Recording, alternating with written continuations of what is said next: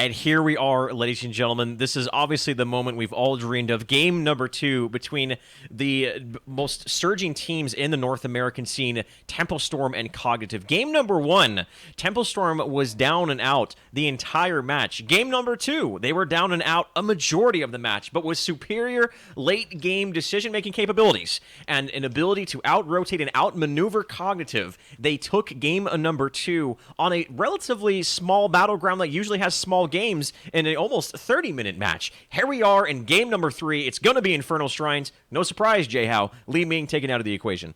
Yeah, this is, again, one of the few tournaments that is allowing Li Ming in, which means that it changes the way both of these teams draft. The good thing is it's good practice because both of these teams already qualified to go to Los Angeles in a couple weeks. And so far, now, one of the things that you talked about is like getting one, we were one Stitch's hook away from that game turning away. Yeah. But it seemed like Saray was in the way every single time. But showing respect, they don't want to go up against Stitches one more game. Tempo Storm banning out Stitches with their first ban there.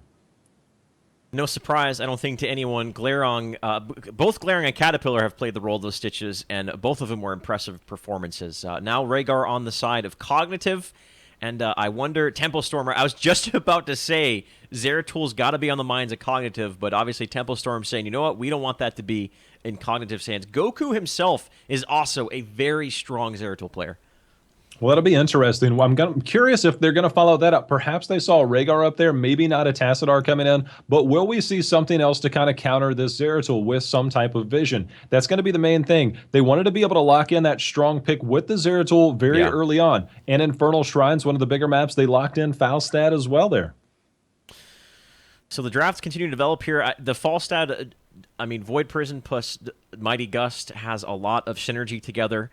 Obviously, Void Prison, some people, and then Mighty Gust together, team away, cancel the Void Prison, separate them, and kind of dissect them apart is very strong. But more importantly, the laning presence from Falstad is very strong. Obviously, Infernal Shrines is the second largest battleground, just short under Garden Terror. It's a very large map, so mobile heroes like Falstad thrive on that. We are going to see a Jaina pickup once again by Cognitive, following up, securing that front line. It looks like they're going to go with a Muradin without that Stitches pick. They want to make sure that they have a very strong front line. Perhaps they're not as big a fan of Johanna, so picking up the next best pick there as we are getting to our second round of bans. And there's another Illidan ban there. I had a feeling that was going to be the case here, Jay Howe, because there was the Rhaegar on the field, and again, Rhaegar and Illidan pair so well together. If you could imagine that new Lightning Shield build from Rhaegar, which does supplements melee damage dealers so well, you put a Tassadar in there as well, and all of a sudden Illidan just has everything he needs to just be the cleanup janitor that we all know and love him for. He can just go in haphazardly and get into the back line of Tempo Storm, and it's really hard to deal with. Sometimes if you don't draft accordingly versus an Illidan, sometimes, and it doesn't happen very often in Heroes, but it's one of those occasions where just due to the draft, you can just lose the game. You put yourself in a situation where you just don't have a lineup to deal with that sort of thing, and you just get walked all over literally by the Demon Hunter of Illidan. Tempo Storm now, I think, has a little bit of control of this draft. Johanna's still on the board, not going to be able to get banned out. They have the opportunity of picking her now or picking her with that fifth pick. They might also go another direction. They very easily could, but that allows them to basically grab their pick, and it looks like they're going to go triple assassin here with Vala, who's absolutely fantastic at this map with her multi-shot, but now they have the option of kind of flexing this a little bit different. Will we see a Zagara? Will we see somebody else joining on the front line? Will they pick Johanna, wait to see what Cog picks, and then go with somebody else? I really like the position that Tempo Storm is in right now with the draft. So will we see sort of a solo support Tassadar again? More than likely not. Tempo Storm, I don't really think they run that very much. That's really an Iacona Cognitive specific thing. Something they need is Wave Clear. Wave Clear is just... Oh, no. Oh, my lord, ladies and gentlemen. I am so excited. The Cho all the way to the... I mean, Cognitive... Oh. Cognitive just has massive galls pulling out Cho'Gall right here, man. This is going to be incredible. I don't even know what to say, man. This just speaks for itself. Now, we saw instant, hover over Karazim. I'm not sure if that might have been a misclick, but Karazim, obviously, with that seven-sided strike, can do damage. But they're going to stick with Morales, making sure to be able to keep him alive. Wow. That is, I did not expect. I mean, think of the stakes that are available right now, Shane. The stakes that are available. and you go Cho'Gall. This is either this is the most hubristic display of a draft we've ever seen from a team before, or Cognitive is going in here with a plan. They've been holding that Joker card this entire tournament, Jay Howe, and they just threw it right on to the table for Tempo Storm to, and for all of us to just kind of be blinded in the glory that is Cho'Gall, ladies and gentlemen. I am so excited. We're obviously going to be paying very close attention to the builds on these guys. Are we going to? I mean, it's going to be incredible. Now, taking a look at Tempo Storm's draft, though, as far as the capabilities to taking out Cho'Gall, I mean, Lieutenant Morales thrives on having protection and there not being much dive. So I wonder which ult we're going to see coming out from Cho'Gall. It's going to be very interesting, man. The Cho'Gall, we haven't seen much of him, so it's really up in the air the sort of play style we're going to see out of him. Or I love it. Rather. I do worry because we are going to have some giant killers available on that back line of Tempo Storm. But, I mean, obviously, if he goes, I believe it's the Molten Block there at 13, he is going to be able to shield himself against some of the damage. He does have Muradin on that front line. Very rarely will you see a Cho'Gall without another warrior joining them on that front line. Muradin is going to be great up there if he can get some stuns out, if Jaina can get some damage in there. And then, like you said, with that shield up on that front line, if Cho'Gall is in the mix of things and you have that lightning shield wrapped around him, whether him or Muradin, it's going to pay dividends. All right, guys, so we're about to get underway. Game number 3, Cognitive pulling out all the tricks, something that they are known to do sometimes. Tempo Storm, more than likely, are probably kind of, sitting back in their seats with their eyebrows raised going, all right, guys, what's the game plan here? Or maybe this is something Cognitive has been doing in scrims, and Tempo Storm is familiar with it, and they know exactly what to do. The only way to see it is to get into this game, so I'm going to go ahead and give these guys the go-ahead to get this game going.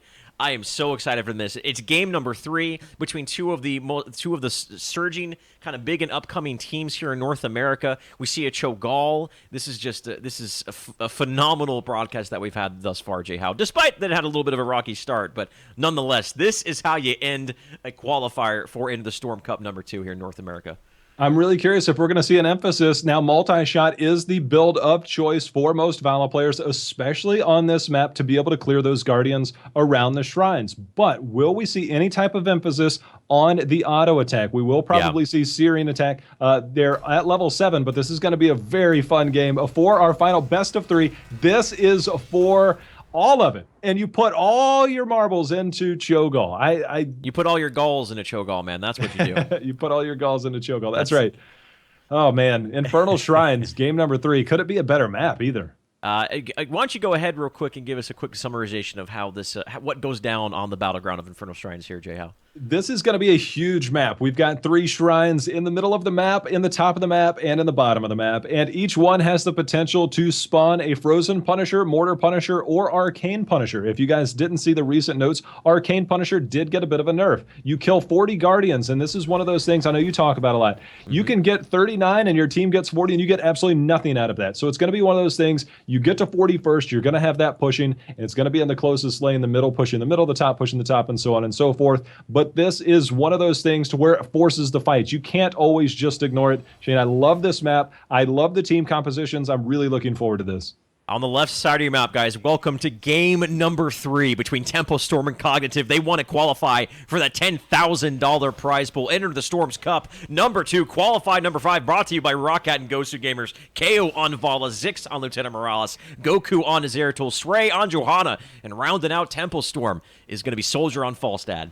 We might have a potential push here in the middle as Catluck, as that's going to be known. But I love it. I like that. But we are going to see Glaurung there on Muradin. We are going to see a little bit of damage coming out. The chain heals are going to be there. The commitment there, again, with the double warrior composition between Cho and Muradin, that's going to be tough there. Iacona is going to be on Rhaegar. Caterpillar is going to be on that Cho player. That's where you're getting Cat at. And we do see the engagement finally happen as the blizzard comes down. Both teams clearing out their minion waves and now rotating over. As wrapping that up, Jaina is going to be played by Faye, and that's Calthenluck going to be there on the Gaul, who's going to be doing most of the damage there.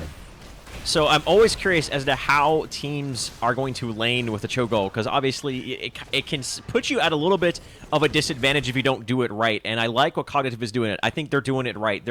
They know that they have great wave clear with these 3-4 heroes.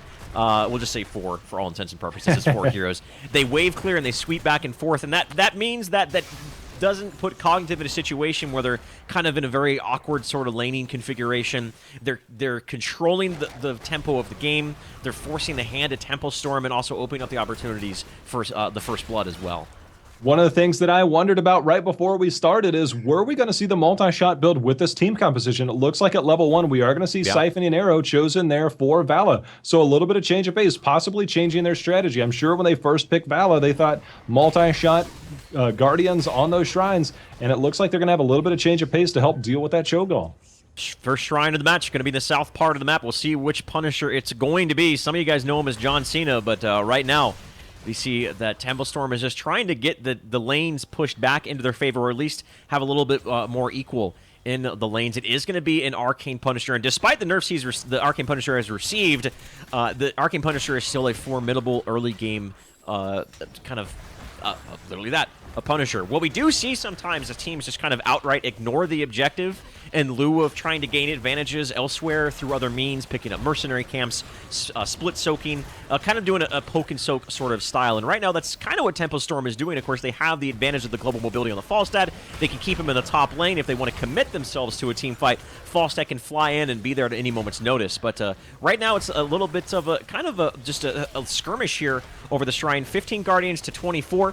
Cognitive are well ahead in this. Obviously, Cho'Gall kind of being the big factor right here, giving Cognitive the one-up. Shane, I absolutely love the call from Tempo Storm right now. They left Falstad in the top, flying down if needed. Zeratul right beside. But you take a look at it. They rotated down to the bottom lane every time that they had to. They were just delaying the inevitable. They knew they were giving it up, but they kept all the members in all the right places, and now they have a bit of an experience advantage. This first Punisher is going to be taken down very quickly. You do see Cho'Gall, though, able to get on that back line to do some damage, but Tempo Storm, I guess right there with Cho'Gall, that actually is hard to contend with, but I still like the call quite a bit.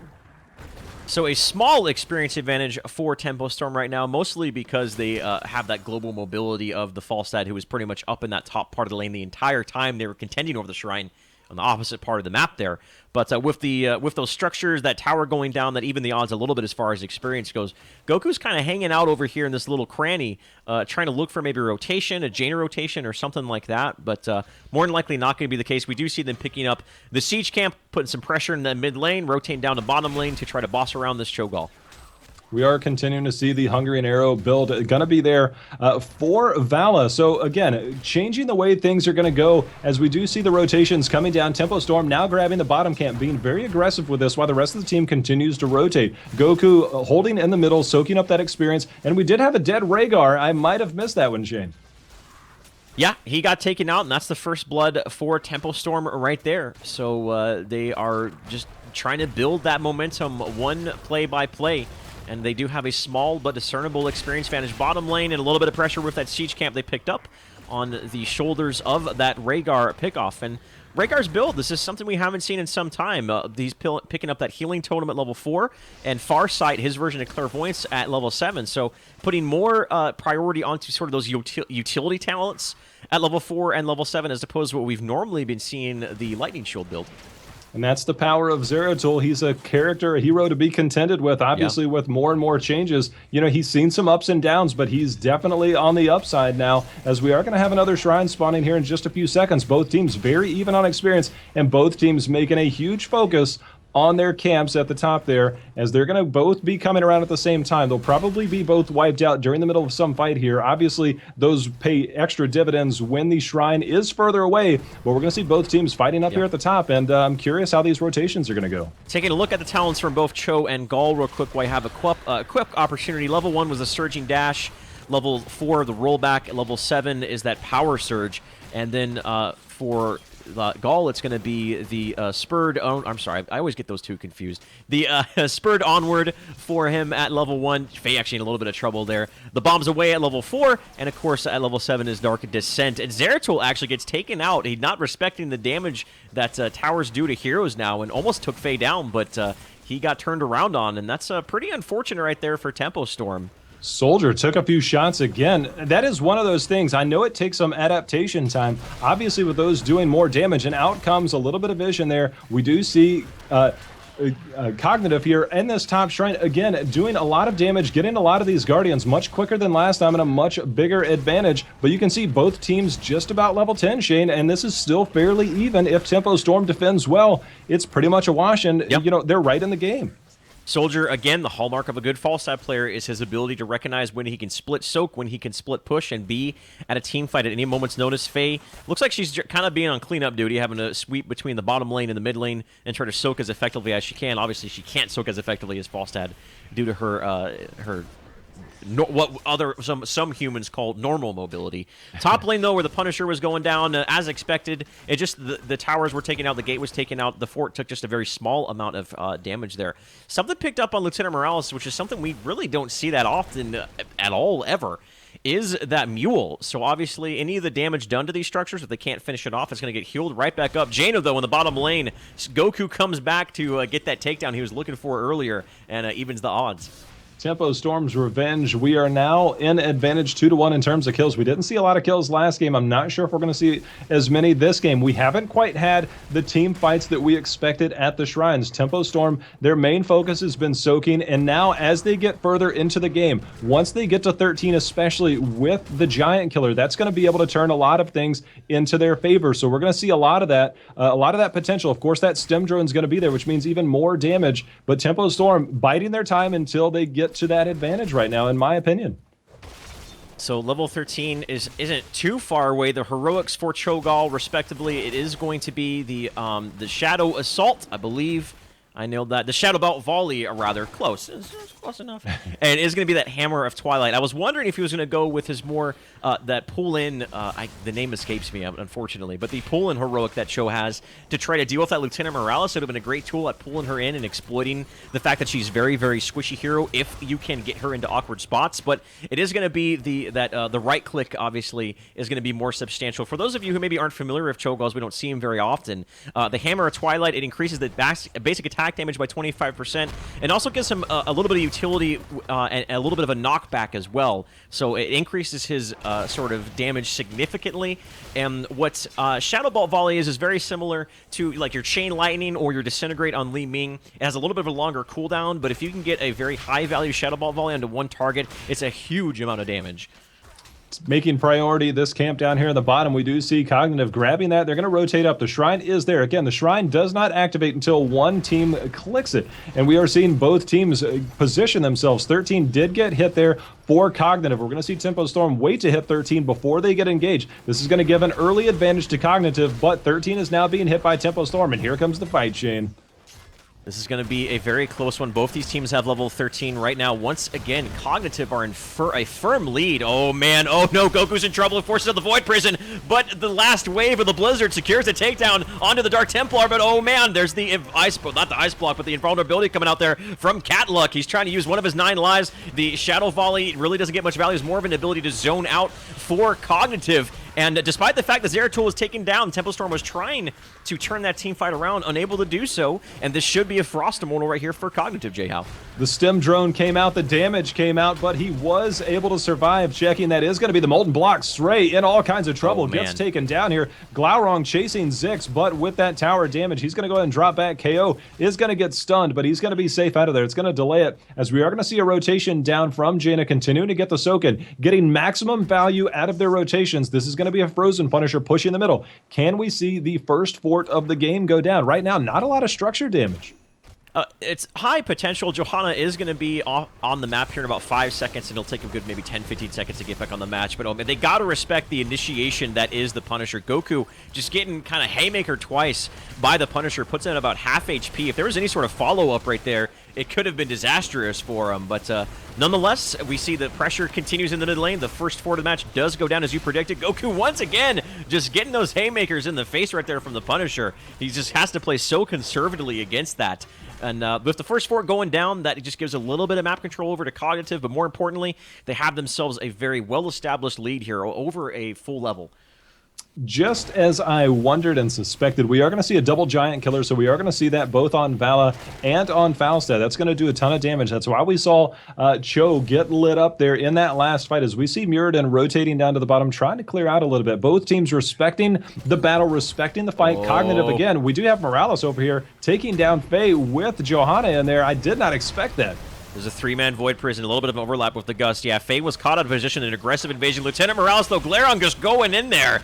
There's the shadow volley right there, back and forth. So that is a favorable exchange for Tempo Storm because they did get the takedown on to Faye. Iacona was right by, but wasn't able to get the heals once Ice Block was taken out. And this is going to allow Tempo Storm on the shoulders of that to take up this Bruiser camp, put pressure on a Cognitive, force them to respond to this, and this is really what they needed before the next Shrine. They still are down experience. They've narrowed the bridge a little bit, but what they need to get is before the next Shrine, make sure that they themselves have level 16. Cognitive will, but Tempo Storm need it. We saw this last game where Tempo Storm was building towards the late game, and we got very late into that last game, Shane. And we're heading right back there again with those level 13 giant killers. Yes, we're going to have Molten Block at 13 for Cho, but that can only be up for so long. Will we get an early stim drone? Again, I'm not sure. Goku got trapped just a little bit last game. I'm sure we're going to see a little bit different positioning this time around. And they are in a prime position to do a ton of damage. We have another Shrine. Tempo Storm going to have to soak to get 16 before this next battle. This is going to be very pivotal. There might be a small period, timing window here for Cognitive to get a lead on the Guardians. They've been in full control of the Punisher since the get-go here. But yeah, level 16 is going to be on the board. It all comes down to the fact that Johanna's clear on the other side of that, pushing with that Bruiser camp. Goku is hanging out here. He's always just kind of being on the edges, being a good scout for his team. And he was caught out.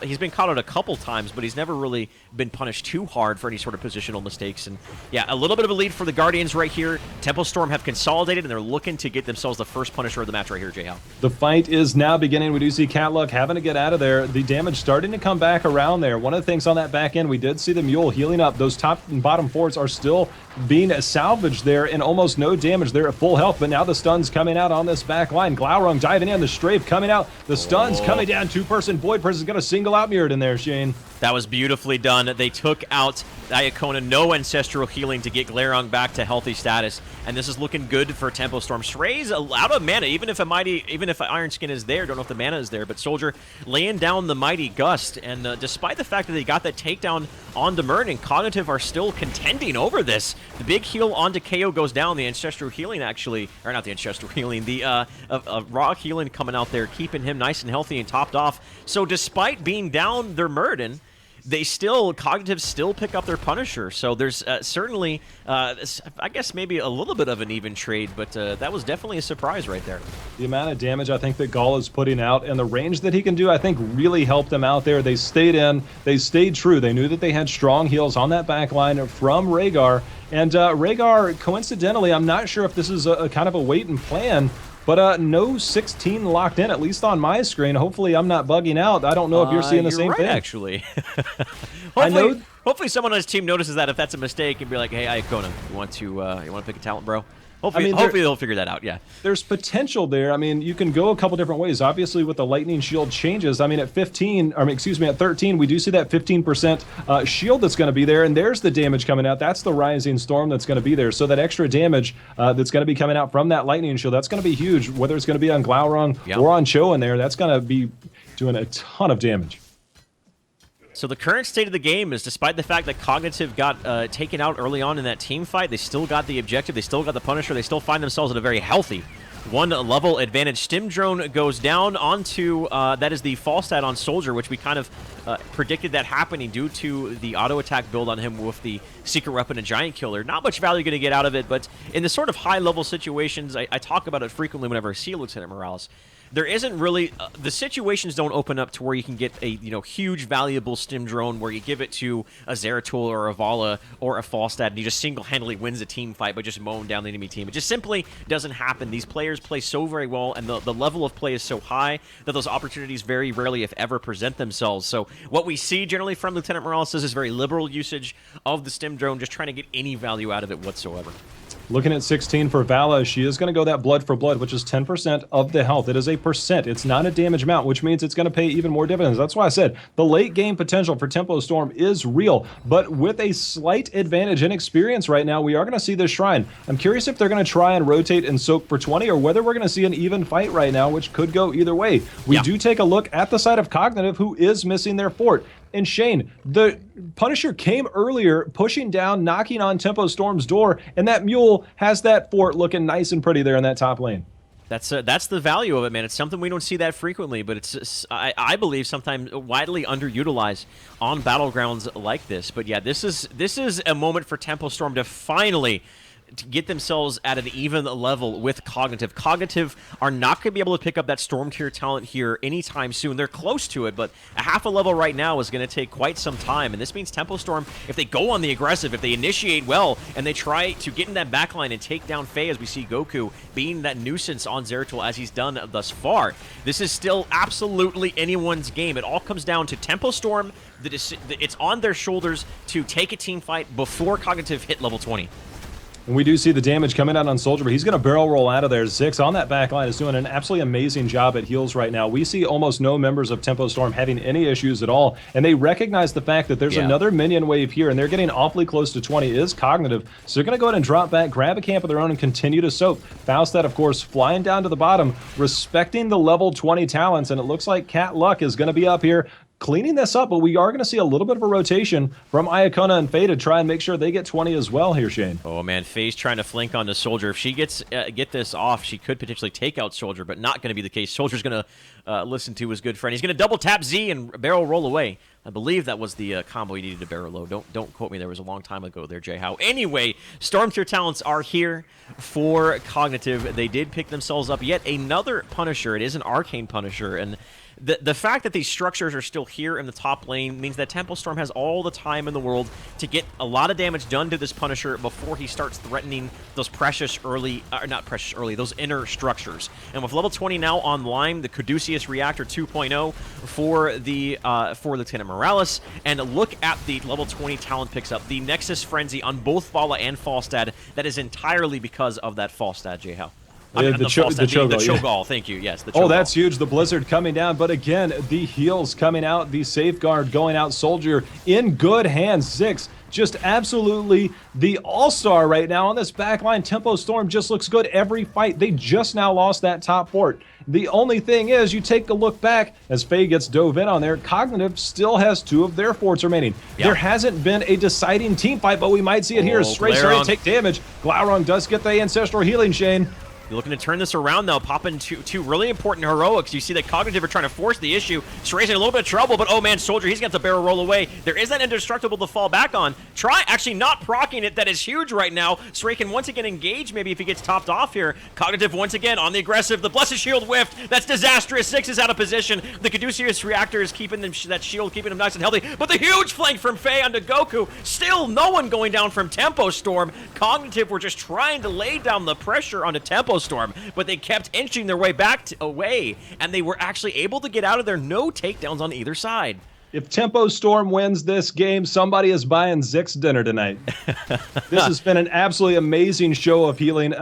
Just the awareness to switch, knowing when to switch, the amount of times to apply the safeguard. I mean, it's just been absolutely amazing Morales play so far. Cognitive, they looked very strong.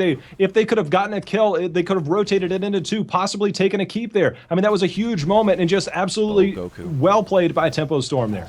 Glaurung, you could tell he knew where Goku was. He dwarf tossed himself forward and almost got a Stormbolt onto him, deciding to hold off on it there, or it was on cooldown, not sure. But if Goku got caught out, that could have been disastrous for him. This is a both of these teams are on thin ice, Jay Howe. We're at the stage of the game where it's been an even match thus far, but one pick-off, one favorable team fight can just be the match, as both these teams have at least one avenue. Tempo Storm has one, while opposed to, obviously multiple from Cognitive, with all the forts being off the map, have win conditions available to them. They can push down a keep, and with respawn timers being so long, these teams are just playing with so much respect. They want to get themselves in the group stage here. Soldier just doing so much damage on a Glaurung. We saw the stem drone going out, trying to take down Glaurung. He was able to pop his his avatar. And now we see the Shadow Bolt coming out, three-person Void Prison once again. Faye on this back line doing plenty of damage, but the heals are coming out once again. Srey on that front line using that Condemn, bringing in both of the warriors. And now we see the stun coming out, but again, the safeguard once again on Soldier and turning this fight around. You can see the health is already back up for Tempo Storm. Will they force the action? It looks like not, because that fort is there. But another great fight by both of these teams. Not able to secure a single kill. It's only 4 kills to 3 right now, Shane. These teams are so evenly matched right now. Oh no, Catluck is so close. He actually almost gets taken out there using all his defensive cooldowns. A little bit of clown shoe looking right there. Seeing such a big model of Cho'Gall running away like that is always fun to behold. But yeah, this is just such an even game right now. It blows me away and just it makes me so excited. It's going to come down to the wire. And right now, this Frost Punisher under contention. Tempo Storm finally are in a situation where they're actually ahead in Guardians. And does look like they are trying to contest this. Is Cognitive. I don't think they're going to be able to catch up. They are very far down, but a nice explosion there does some damage. Catluck going in. Can they get a pick here? Goku is playing absolutely amazing on that Zeratul, getting in and out, doing the damage, keeping everybody on their toes. Now the damage coming out again. Now we see the heroics are almost up for Cognitive, but only one more kill here is going to warrant this Punisher to Tempo Storm. Finally, they get themselves something on the board. KO laying down a huge full duration strafe right there. The Blessed Shield on the Glareon and Catluck, but they're going to be able to get away. Oh man, Faye has got to be careful. She actually gets caught out of position. Does she have a Bolt of the Storm there? It forces out the Ancestral Healing. That's really unfortunate for Cognitive. That's something that maybe could have that should have been entirely avoided by Faye, but she was just a little bit too far forward. She aggroed the Punisher, and now a really important heroic is on cooldown for the better part of a minute. The amount of damage this Punisher is doing absolutely annihilated that fort. It's going to hop over. They've got to try and pull it back, but that's going to allow Tempo Storm to do a lot of damage on this front line. And this Punisher is just now under 50% health as they're going to make a play on this keep. Will they be able to secure a kill, and will they be able to take this keep? That's the main question with this Punisher right now. The Punisher is going to be cleaned up here, but is there enough follow through here from Tempo Storm? It doesn't look like that's going to be the case. They might actually use the Mighty Gust. Yeah, there it is to secure their getaway. So the fight continues, excuse me, as it looks like we're going to be in the long run here. Once again, 30-minute game on Tomb of the Spider Queen. I think maybe we'll get into, let's see if we can make like maybe a 40 or 45-minute match between these two teams. That's how even this game has been thus far. I tell you one thing, I actually looked at it on the minimap, and I wondered how long that was going. Cognitive grabbed the camp that was pushing this middle lane. When it approached, there were 2 towers and a gate there that hadn't been touched. Right now, it's gone, leaving that lane now open. Again, that is what these high-level players do. They grab their camps at the right times, allow them to continue to push while the rest of the team is battling it up. And it looks like we might have a contention for this camp in the top left here, Shane. Glareon positioned himself on the forward front to maybe kind of pick up this Bruiser camp. I think both of these teams are very hesitant right now. Srey knew that Glaring was there, was face checking, but was pretty sure that Glaring was hanging out right there. And with that Indestructible and obviously all the survivability and invulnerability talents that Srey has available, he can kind of be a little bit thoughtless when it comes to his positioning. He can just put himself forward and be like, you know what, if I'm in bad position, I have Indestructible, I have Iron Skin, I can just kind of walk away, it's okay. And that means that Tempo Storm can get a little bit more information because of that. If Srey can put himself in, any other warrior couldn't put themselves in such awkward positions, but that's one of the huge strengths of Johanna.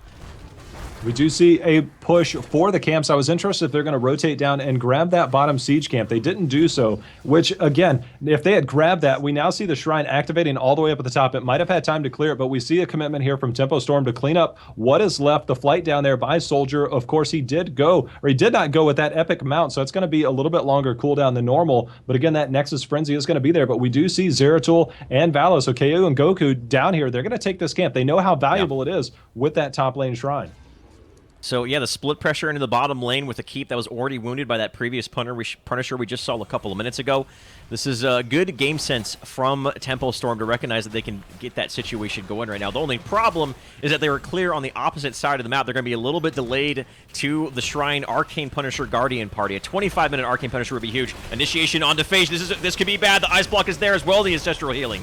Saves her. We did see Glaurung on that back line, potentially looking for it, but we saw the site coming out from the site coming out there, and now we do see Glaurung making a little bit of a push. The Void Prison did come out. They weren't able to capitalize on it. The Condemn coming down. We are seeing Goku continuing to dive in that back lane, Shane. Glarong's got to be careful. He's always like in the front with their Avatar and Stone Skin, keeping him nice and healthy and alive. Mighty Gust is still available, so if there's an unfavorable exchange of position here from Tempo Storm, they can just push him back to the wall and get themselves out of there. But they don't want to give up contention of this Punisher. It's going to be huge for both of these teams. Not only is it in a lane where the keeps are exposed, but it's a 26-minute Arcane Punisher. Whoever gets that, it's going to be doing a massive amount of damage to the heroes, to the structures, potentially the core. We'll see how this goes here. Srey once again pushes himself forward, Condemn on a Coffin Lug, but Glarong's way out on his own. Oh no, he doesn't have Stone Form, he doesn't have Avatar, he gets taken out, and that is a huge mistake from Cognitive that is going to all but secure this Arcane Punisher for Tempo Storm. They're definitely going to have to retreat right now. I'm not sure how much Count Luck is going to push or try and deny this, but we do see Jaina rotating to the bottom, clearing up that camp that was captured just a moment ago, which was one of those things that happened right before the Shrine. Tempo Storm, of course, able to rotate up. Now they're going to be able to get this Punisher, and they're going to be able to continue to make the push. This late in the game, Shane, just like you said, there's a potential win condition here.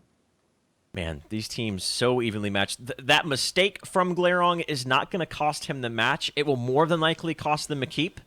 More than likely. We'll see what the play is here from Tempo Storm. A Soldier actually getting collapsed on. He has to use that Gust. That's as a tricky play coming out there from Cognitive, trying to catch out Falstad, but not able to do so. Soldier quick on the heels of that Mighty Gust. But this all comes down to Cognitive. They have to give up some ground here, J-How. They have to. There's no way. With how strong this Punisher is, they know that these structures are forfeit. Don't give up any pickoffs. Wait for Muradin to get back on the field. More importantly, defend the core. This is a Punisher who's so strong that he may potentially threaten the core. And we saw that Tempo Storm has no problem just slow sieging down the core. The keep is already down. The Punisher still with 50% health. This is looking very good for Tempo Storm. They're trying to draw this Punisher away, but we do see the stun coming out, the Ancestral Healing on Glarong on the backside. They did bring the Punisher away. It's now on this middle keep. This is exactly what they wanted. Yep. And this is huge right now for Cognitive because Tempo Storm, they're still in position, but it looks like they're going to have to retreat. An excellent job there. This is the main thing. We talked about it in our stream the other day. You pointed it out. The Punisher will target heroes if you can get it to draw away from those structures, which this is those things you see these pro teams do. It took down the top keep. They took it to the middle. An absolutely amazing play right there. That is textbook right there from Cognitive.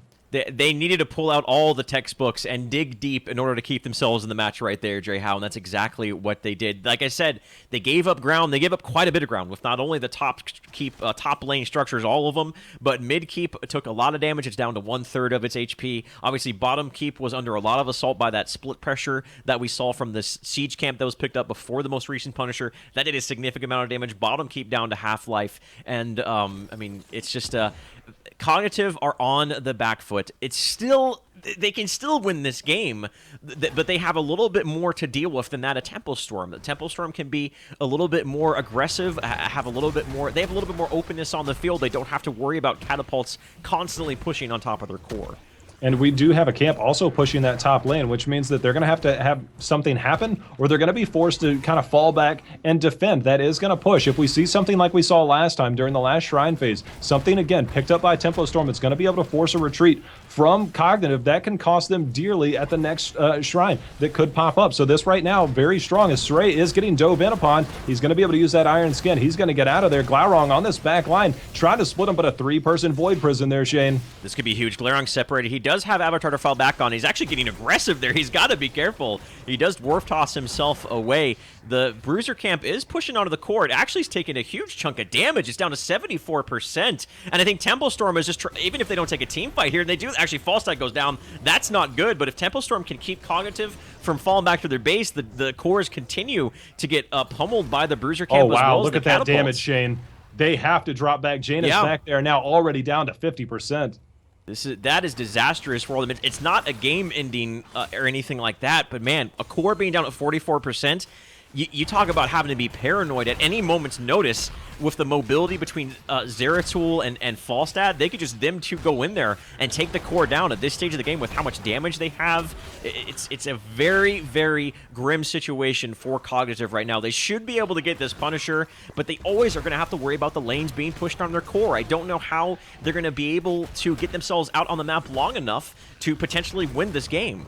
Take a look at that bottom lane. We have 3 members of Tempo Storm, and they are ignoring the keep, and they are going for it. 44%, 30 minutes in. They have the damage. Will Cognitive be able to get back in time? The damage is coming out. The stim drone comes out the strafe. This is Tempo Storm taking it in dramatic fashion, completely ignoring it, and coming in to secure it. That was the power of that camp that we saw already. You already called it. They were able to bypass everything and take this game.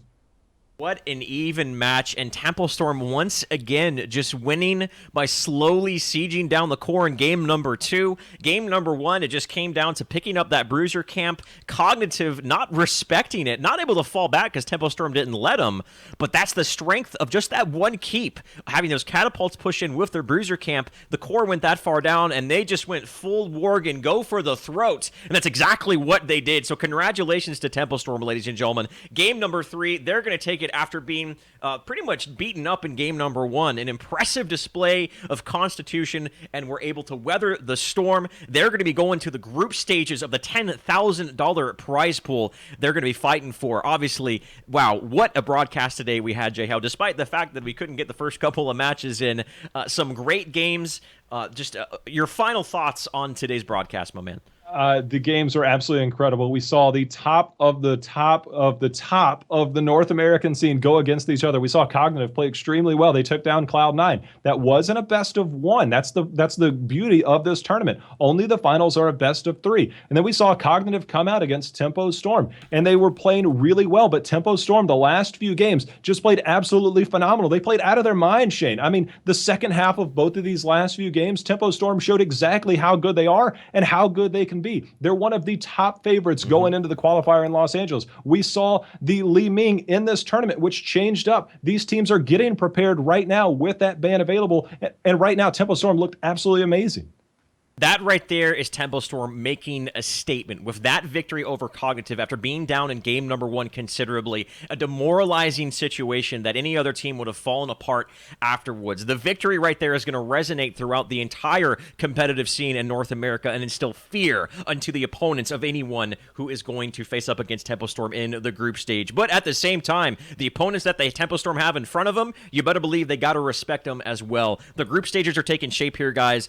As far as make sure you go to the website, Gosu Gamers, and check out the standings thus far. Again, they're fighting for that $10,000 prize pool. So, with that being said, Jay Howe, once again, always a pleasure, my friend. Thank you for kind of cutting out and getting here to co-cast with me today. Kind of fell into my lap. It was a little bit difficult, but nonetheless, we did it, my friend. Ladies and gentlemen, I'm Shane Gucher. I'm going to have a little bit of a shout out here. I'm at Shane Gucher. My Twitch is Shane Gucher Gaming. Make sure you follow me there. I am also broadcasting the North American Spring Championship qualifiers, which I've been doing so with Jay Howe and Kendrick Switch and a couple other people as well. So make sure you check me out there, guys. Without further ado, that's going to be it here. So on behalf of Jay Howe, on behalf of everyone on Gosu Gamers, and behalf of our sponsors, thank you so much for the support, ladies and gentlemen. We appreciate it. We thank you so very much from the bottom of the hearts. And we're going to see you again soon for the next qualifier, and as well as the Europe contention going on right now for the European Cup. Make sure you guys check that out as well. Obviously, the big man Caldor is broadcasting all that, so make sure you check out him as well.